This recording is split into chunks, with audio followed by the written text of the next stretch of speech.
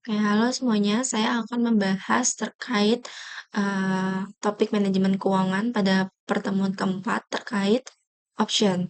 Nah, apa sih option itu? Option adalah alat yang digunakan perusahaan untuk mengelola risiko, terutama terkait harga aset, nilai tukar, atau instrumen keuangan lainnya.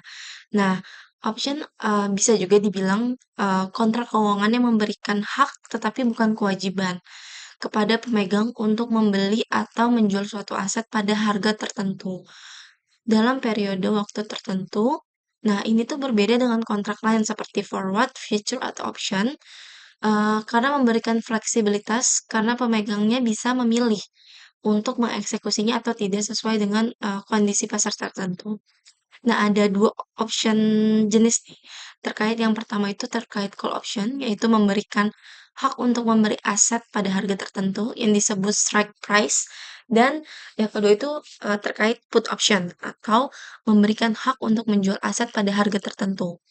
Nah, investor atau perusahaan akan memilih call atau put option, tergantung nih apakah mereka ini ingin melindungi diri dari kenaikan atau penurunan harga. Nah, kenapa sih option itu penting? Jadi option itu tuh digunakan untuk 3 tujuan utama gitu ya. Yang pertama itu hedging, yaitu tentang melindungi risiko fluktuasi harga atau nilai tukarnya. Yang kedua terkait spekulasi, yang dimana pemanfaatan pergerakan harga untuk mencari keuntungan. Yang ketiga itu terkait income strategi. Misalnya itu menulis option untuk memperoleh premi. Nah, keunggulan option itu sendiri adalah perlindungan risiko dengan biaya yang relatif lebih kecil, yaitu hanya sebesar premi yang dibayarkan oleh di awal. Nah, bagaimana sih cara kerja option itu sendiri? Jadi, ketika seseorang membeli option, mereka harus membayar premi atas preminya tersebut.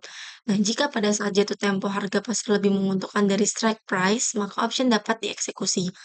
Nah, untuk mendapatkan keuntungan, jika harga tersebut tidak sesuai, pembeli cukup membiarkan option-nya tuh kadaluarsa dan kerugian maksimal hanya sebesar premi. Contoh sederhananya ini, sebuah perusahaan itu ingin mengamankan harga dolar. Mereka membeli call option, dengan strike price sebesar 15.500. Jika kurs naik ke 16.000, perusahaan bisa mengeksekusi option dan membeli dolar lebih murah. Jika kurs turun, mereka cukup membiarkan option hangus dan membeli dolar di pasar. Nah, jenis-jenis option lain itu pertama ada American option, itu bisa dieksekusi kapan aja sebelum jatuh kayak tempo.